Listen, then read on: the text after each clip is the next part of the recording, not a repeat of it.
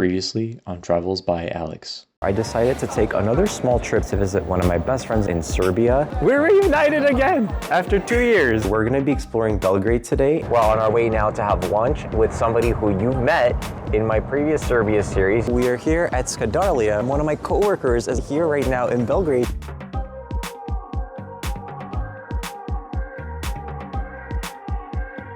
Hey everyone, welcome back to another episode of Travels by Alex. I'm Alex and today we're continuing my journey around Serbia. How's everyone doing today? I hope you've all enjoyed part 1 of my Return to Serbia series. I'm having such a blast being back here again and hanging out with my wonderful friend Jovana. She's right over here driving, getting us safely to our next destination.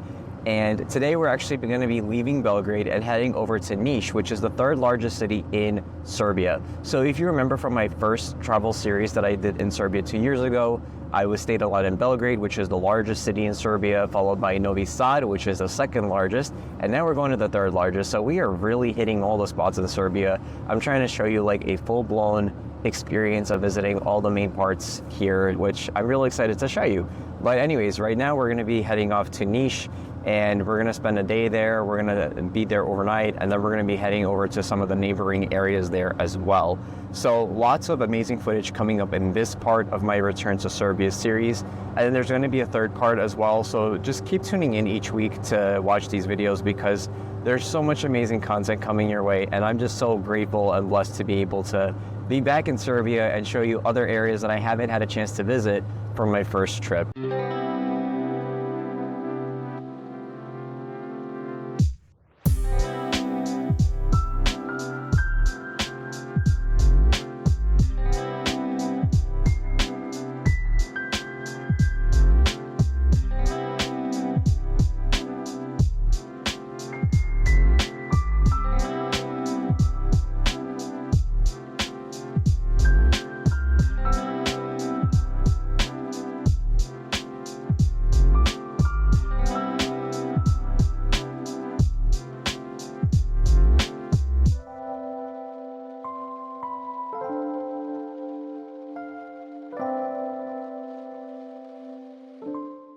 Alright everybody, so we just had a really nice lunch here in Niš. It was raining a lot, but it actually calmed down for a little while, so we quickly hopped out of the restaurant and we came here to the central square in Niš. I'm going to show you the statue behind me here. Who remembers when you watched part 1 of my Serbia travel series in Belgrade, there was a guy on a horse on a statue? Well, this is not the same guy on a horse, but Jovana is going to tell you a little bit about who this guy is. Right up there. Yeah, so I don't know who the guy is, but this monument is the monument to the Liberators of Niš throughout various wars in 19th century, in First World War, Second World War, etc. So it's just a monument to all those people who fought to liberate Niš from various occupators, because this is a Balkan. A lot of different occupators come to try to steal the land, so just dedicated to all of them. Cool. And now what we're going to do is we're going to show you the view that's right in front of us, which is the Niš Fortress, as well as this really cool fountain.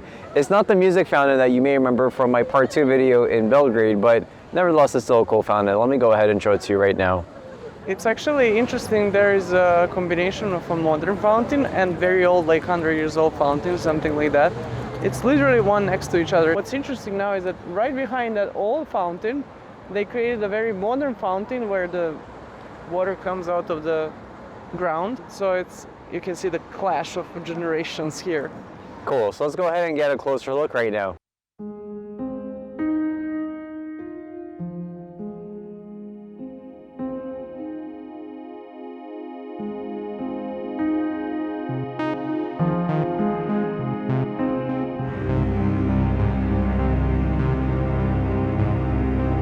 After exploring the 2 fountains, it was time to explore Niš Fortress. Dating back to the 18th century, this historic fortress once guarded crucial crossroads, witnessing centuries of history unfold. Today, it has evolved into an open-air museum, preserving its walls, towers, and dungeons for visitors. Whether delving into its military legacy, attending cultural events within its grounds, or simply enjoying a walk through the grounds, the fortress invites you to uncover the diverse stories embedded in Serbia's past and present.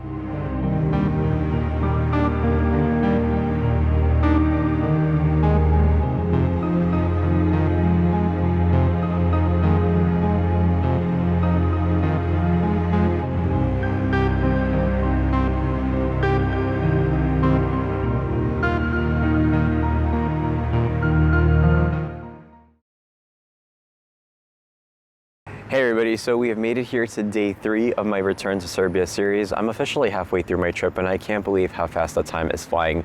Today we are going to be leaving Niš and heading over to Pirot, which is another city here in south of Serbia. But before we do that, we wanted to show you this really interesting spot.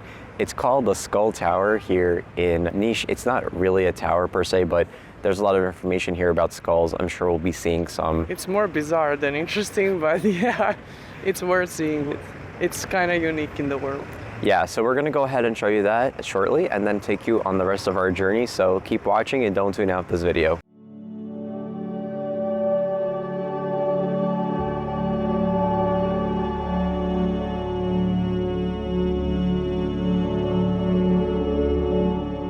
On this little guided tour around here that this was during the Serbian uprising against the Ottoman Empire, and those Serbians who did the uprising were actually killed and beheaded, and their skulls were plastered into the wall that you saw just now. And this is actually the original spot of where the skull tower was. You can notice that a lot of skulls are now missing because they were either destroyed due to the different weather elements, or people actually took them because they recognized the heads of those who were killed. And they say that the leader's head was actually all the way at the top of the tower itself. So that's why that head was separate, which you saw in the clips as well. He was kind of their leader. And so because it was also the most preserved, they just felt that was him. So I hope you enjoy this little walk. If you ever find yourself in Niš, I do recommend taking a look. There's a really nice little quiet park here as well around this site. But anyways, now we're gonna be wrapping up. Jovana's gonna be driving us over to Pirot, and we're gonna show you some awesome sites there shortly. All right, everybody, I lied. So there was actually one more spot here in Niš that we wanted to see on our way to Pirot, and that is the Mediana Palace right behind me. You can see the dome, but it's not the actual palace. It's covering the remains of the palace. Jovana here is going to tell us a little bit about who it belonged to and a little bit of history. Okay, so this palace belonged to Constantine the Great. If you know, he was one of the biggest and most important emperors of Roman Empire, kind of late Roman Empire.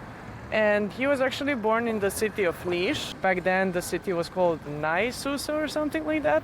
So in Constantinople, or Istanbul today, he was living there, but he built his palace here in his hometown. So he was spending short and long times here when he would come to Niš. After his reign, a lot of next emperors were also using this palace. Right now you can only see remains and some floor mosaics there. This dome is actually just a cover because of the weather, so it doesn't ruin the remains. We were not able to record inside, but I guess you can check online and see how it looks like.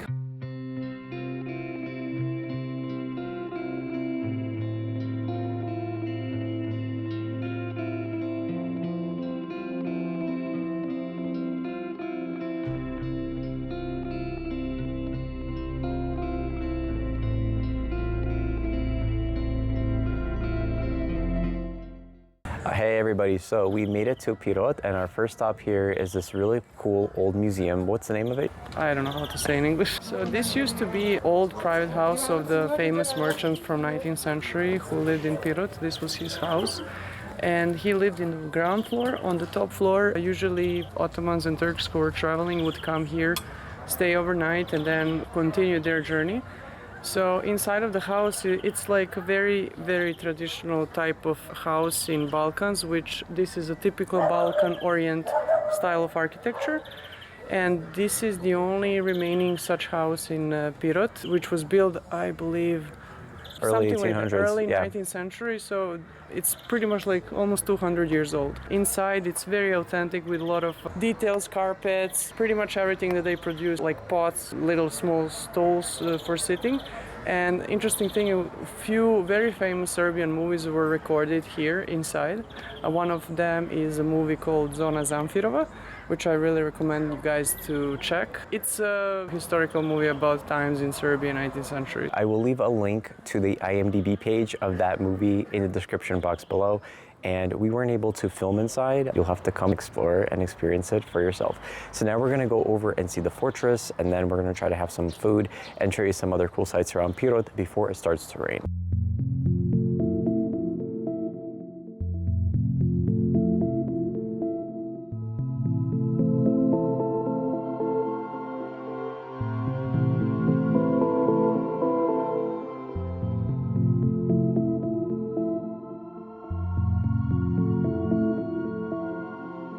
After exploring the old house, it was time to delve into the rich history of the Pirot Fortress.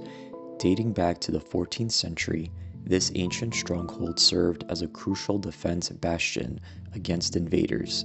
Strategically situated on the eastern frontier of Moravian Serbia, it played a vital role in defending against Ottoman raids before eventually falling under Ottoman rule in the 15th century. Today, the fortress stands as a testament to Serbia's resilience, offering visitors a glimpse into its storied past through well-preserved walls, towers, and gates. Beyond its historical significance, the fortress has transformed into a cultural hub, hosting events and festivals that breathe new life into its ancient stones, attracting locals and tourists alike to explore and enjoy.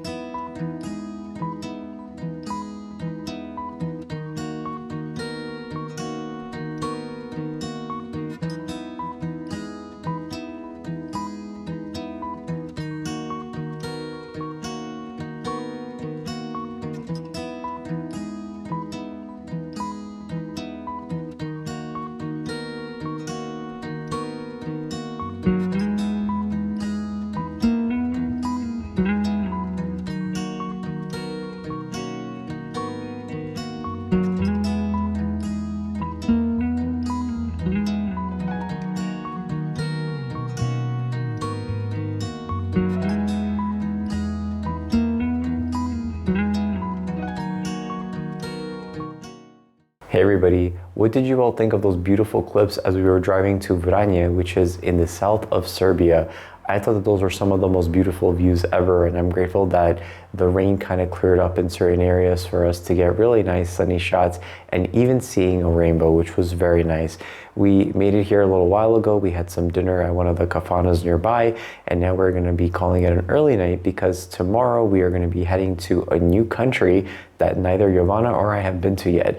I'm not going to say what it is yet. You're just going to have to tune in for part 3 of this series. So leave a comment below and let me know which country you think I will be visiting in the next part before I return to Belgrade for my final farewell with Jovana's family. If you've enjoyed this video, please go ahead and give it a thumbs up, leave a comment below, hit the subscribe button as well as the notification bell so that way you're notified every single time a new video is posted to this channel. Thanks so much for watching part 2, and I can't wait to see you on the next adventure in part 3 of my series. Take care. There are a lot of people here who are just not following the rules of the road. There was a working there and they cut me on the right side. Oh, I hear crickets. It's literally one next to each other, so the view from here is quite interesting. You can show them.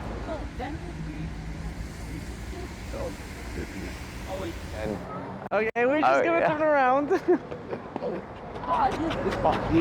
Should I chase you with the camera? Like, what are you doing? I wanted to do like the hand thing when you go like... Am I supposed to do that? If you want to. I cannot repeat that, what I just said. It's fine. Let's come on this side. Oh my god, Alex, like we are turning around like crazy. People in Niš are gonna think we're weird, we're turning around. What do you want to say about this fountain behind us? Anything? To be honest, I read about this fountain last time I was in Niš, but I forgot. All I have to tell you is that there was a little bit of controversy over that fountain, like the old one. Can I? That one, the old one. So that one was kind of moved here and there, here and there. It's a really old fountain. I don't know if it's like 100 years old or more. Whoever is from Niš, I apologize because I don't know exactly history of that. But I know it's very important and historical. All right, everybody, I lied. So there's actually one more spot here in Niš that we wanted to see, and that is the Mediana Palace, which is right behind me. Mediana, all right. All right, Jovana, you want to tell everybody where we are? Me? Okay, let's come a little this way so we can see the whole house.